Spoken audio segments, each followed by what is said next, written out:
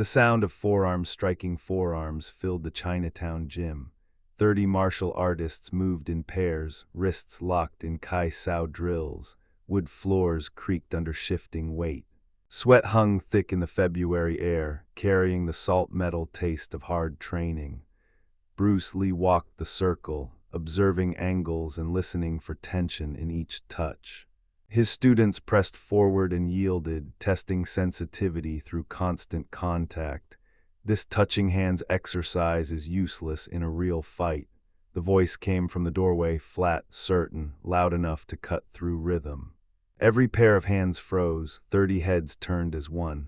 A stranger stood framed in the entrance, silhouetted against the dim hallway light, 6 feet tall, shoulders broad enough to block the door. His arms hung loose at his sides, but it was his shins that drew the eye. Scarred tissue ran from ankle to knee in raised ridges, bark-like, calcified, the kind of damage earned through years of deliberate punishment. Imagine walking into a room of dedicated practitioners and dismissing their art with a single sentence. Few could understand the arrogance required or the certainty behind it. The stranger stepped inside, his boots scraped against wood.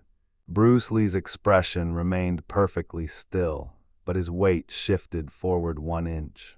The stranger stepped into the fluorescent light, 6 feet tall, 210 pounds of scarred muscle packed tight under a gray tank top. His name was Victor Kane. He moved forward, and the wooden floor creaked under his weight.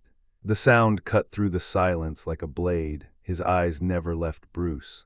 Behind him, the doorway framed empty Chinatown street, escape still possible, but Victor wasn't here to leave. "I've fought 23 matches underground," Victor said. His voice carried no anger, only certainty. 23 knockouts, Muay Thai, real fighting. He rolled his shoulders, and the motion revealed calluses layered thick on both shins.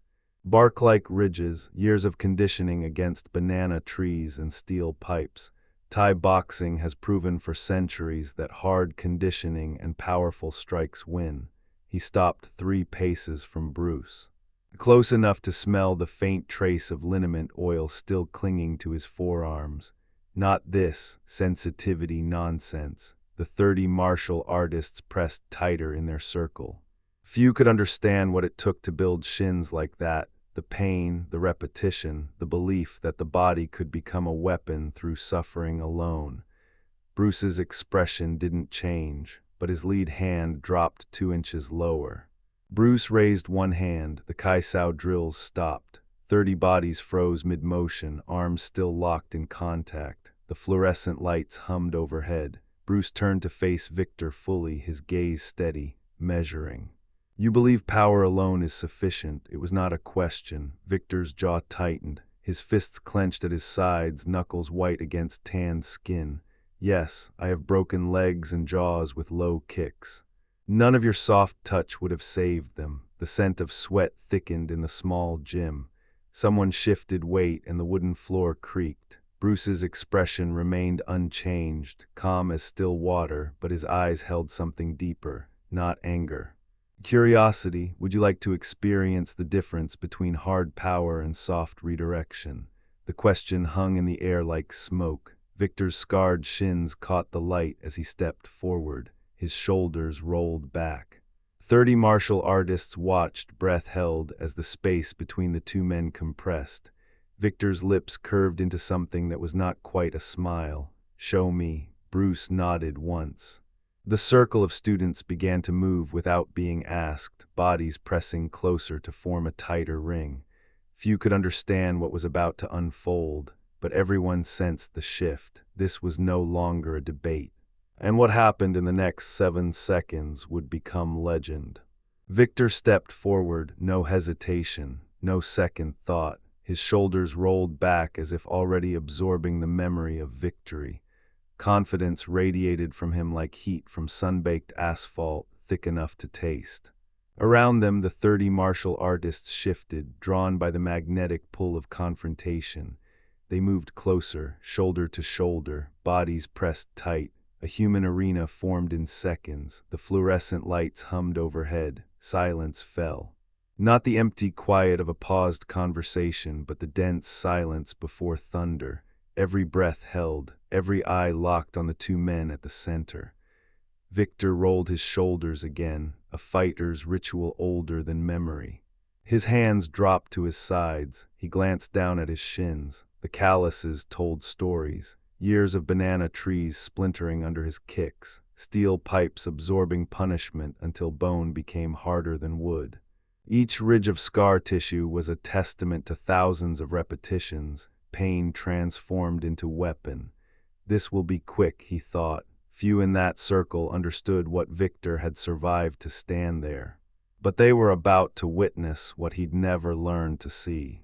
They stepped into the center, 6 feet apart.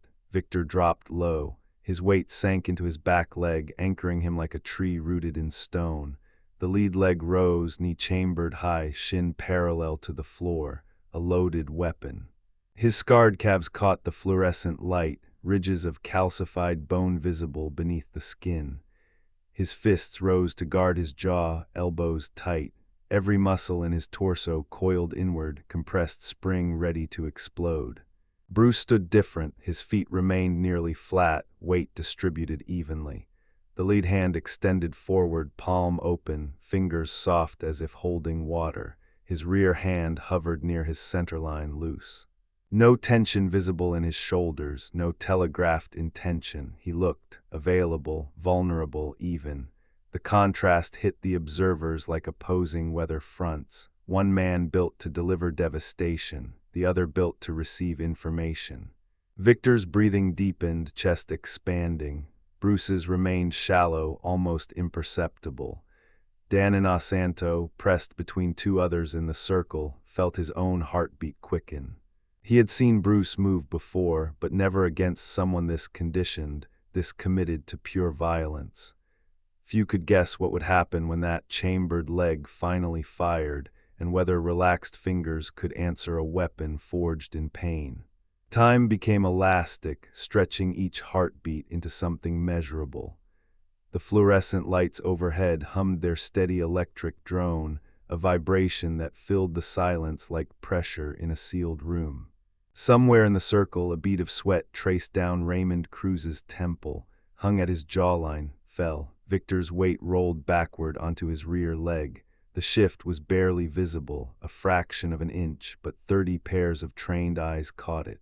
His chambered leg loaded with intent, muscle fibers coiling like springs beneath scarred skin. The calluses on his shin seemed to harden in anticipation. Bruce's lead hand drifted forward, 1 inch, no more. His fingers remained soft, almost lazy, as if testing the air for temperature. But Dramatizations recognized the geometry, the angle that would intercept, not oppose. Nobody breathed. The wooden floor held its creak. The Wing Chun dummy stood witness in the corner. Even the dust motes suspended in the fluorescent glow seemed frozen, waiting. The air between them pulsed with potential energy, positive and negative charges seeking release. Victor's eyes narrowed, his rear foot pivoted, his hip torqued.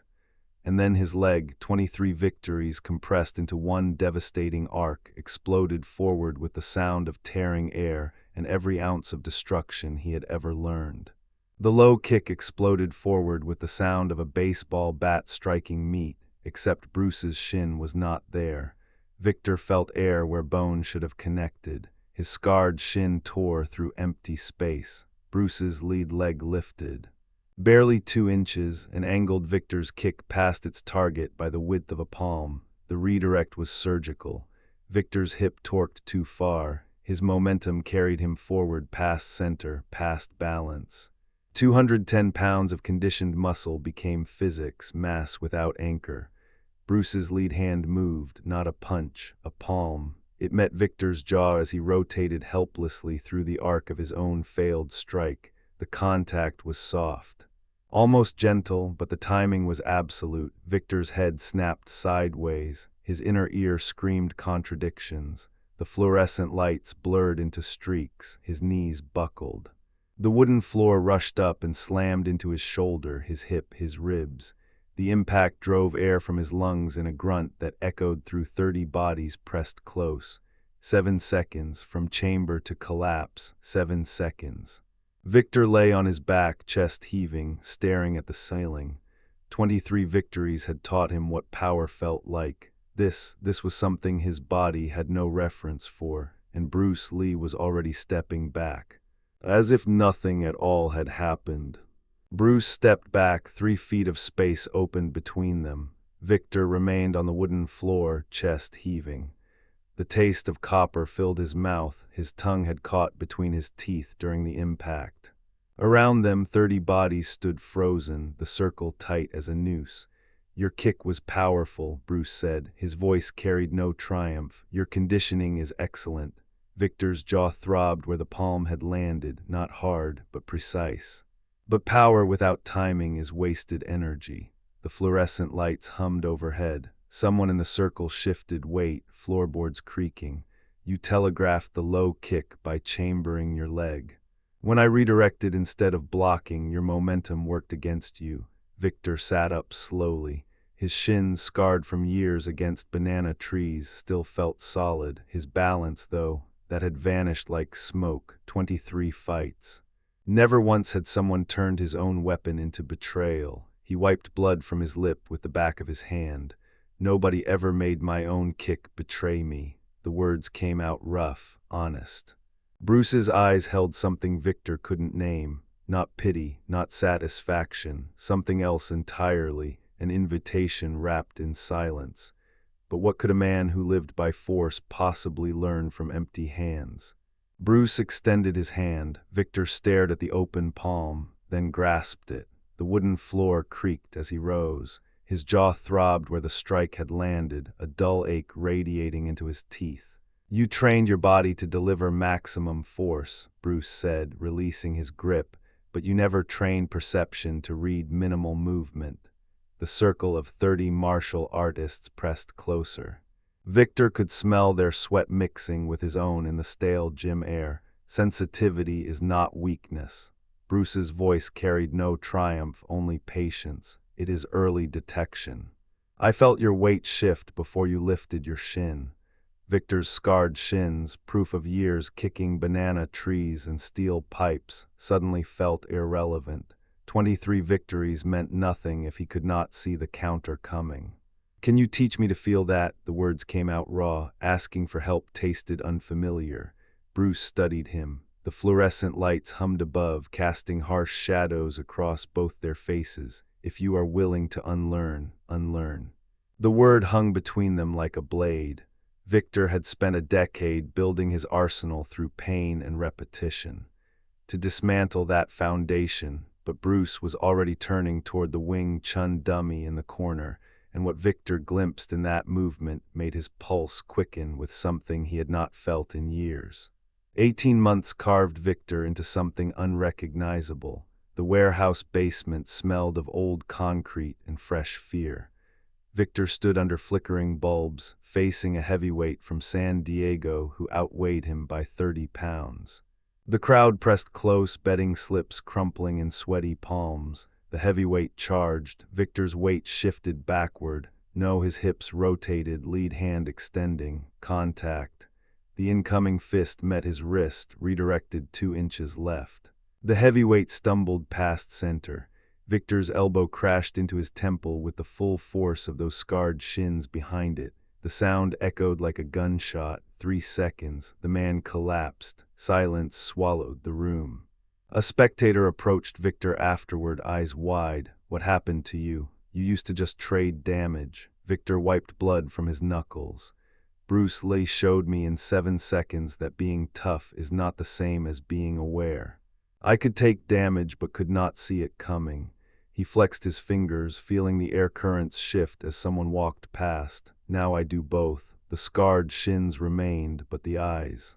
The eyes had learned to read the space between intention and action. Power married to perception. Force guided by sensitivity. Victor Kane had become what he once mocked, and therefore became unstoppable.